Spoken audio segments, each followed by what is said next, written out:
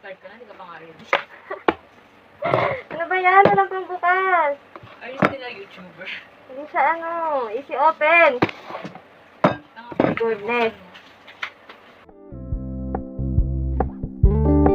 We're gonna keep it low key, keep it softly spoken, with no strings tying you to me.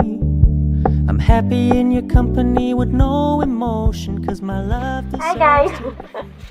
So ngayon, gagawa ako ng Graham balls. Baka pwede sa i-content sa aking YouTube channel. Nakakaloka. Sino ba yung gumagawa ng ganito video? Pag ganyan ka, hindi mo naman ina-upload. I-upload ko to, tingnan mo. Ako, awesome. I-like mo Sayang effort. I-like, i-share, at subscribe. Yun. Kaya pala ng ate ko guys. Ang bully. Wala namang ganyan.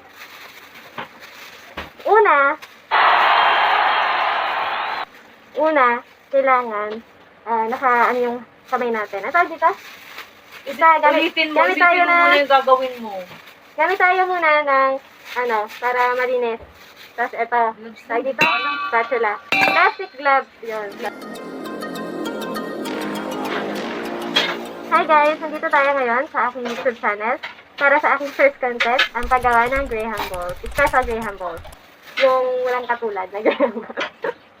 Sobrang common na nito guys, nang gagawin natin. Pero gagawin ko itong sobrang special para sa inyo. Ayan, so, ito ay parang trip-trip lang. Nagsasayang lang ako ng mga ingredients. Kanina, bumili na ako ng mga ingredients na gagamitin. Since meron na kaming Crush Graham, inisip ko kung anong pwedeng gawin dito kasi may expired na siya. Kaya sabi ko, bakit hindi ko pwedeng gawin Graham balls, ganyan. So, kanina bumili ako ng puff. Marshmallow daw kasi yung, nasa loob ng Graham balls eh. So, bumili ako ng favorite kong marshmallow. Ito yung puff, yung may chocolate sa loob. And then, ano pa ba yung mga ingredients ko? Bumili ako ng milk powder, chocolate flavor. Para sa, pang dip lang yun guys, pang dip. Tapos, goya, chocolate. Meron din cookies and cream yung flavor. Nilagay ko na siya dito kanina sa Tupperware. Para tutunawin na lang natin sa microwave. Pang dip lang din to guys. Dahil ang main ingredients talaga nung pinaka Graham balls ay crushed Graham tapos itong condensed milk. So ayan. Before we start, intro muna ako. Alam mo talaga may intro na. Ito yung mga gamitin natin mga equipment, tools. Spatula, tapos anything na malalim para sa mixture. And then, plato, lalagyan ng na-mold na crushed Graham. And panukat. Ito, pang scoop. Since wala yung pang scoop ko na talaga matino, ito na lang gagamitin ko. Mas maliit siya dun sa pang scoop ng gatas. At Tupperware. Ay! Yun. Kalat po, ano ba yan? Take 3. Walang take 3 to. Okay, game. Start na tayo. Una, pabuto na ng aguntin. Hindi pwede yan, girl. Tsaka may gawas na doon. Bakit bubuksan mo yan? Ano lang gawas doon? OMG! Ano ba yan? Masakal. Bakla na. Take 3, girl.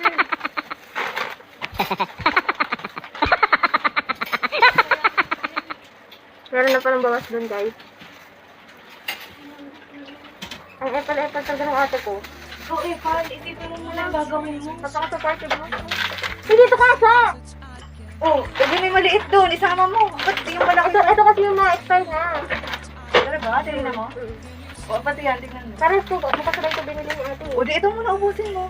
Oo nga, pero mababawas pa rin ako dito eh. Ganon din yun eh. Oo nga, ito muna unahin mo.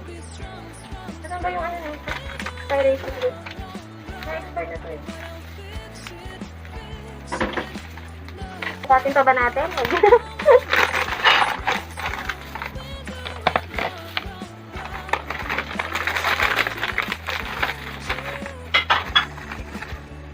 First, scoop natin ang crushed Graham. Nilagay ko na. Actually, dapat 3 scoop to eh. Ay, cup. Pangalawang cup.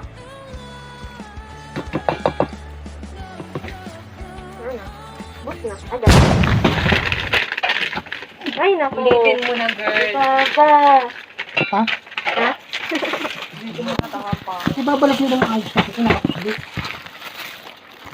Next na gagawin natin ay ihahalo na natin yung condensed milk. You're a picture in a frame. Yan. Dahan-dahan lang natin ihalo yung condensed milk, guys, ha. Huwag yung isang buhusan. Habang nilalagay natin, halo lang tayo ng halo. Sayang hindi nyo makita yung pinaka ano. Ang ganda ko ba naman maghalo? Char. Ang sarap. First time ko, guys, gumawa ng Crest Graham. Ay, ng Graham balls. Kaya excited talaga akong gawin to.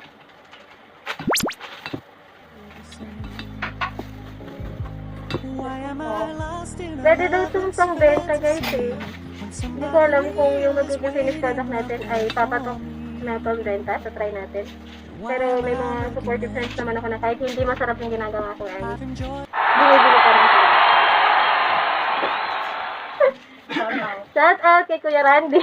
Lagi bumibili. Huwag na natin ipakalala yung iba. Baka next na lang pagka na ano na lang. Pagka bumili na sila na ito, next vlog ko.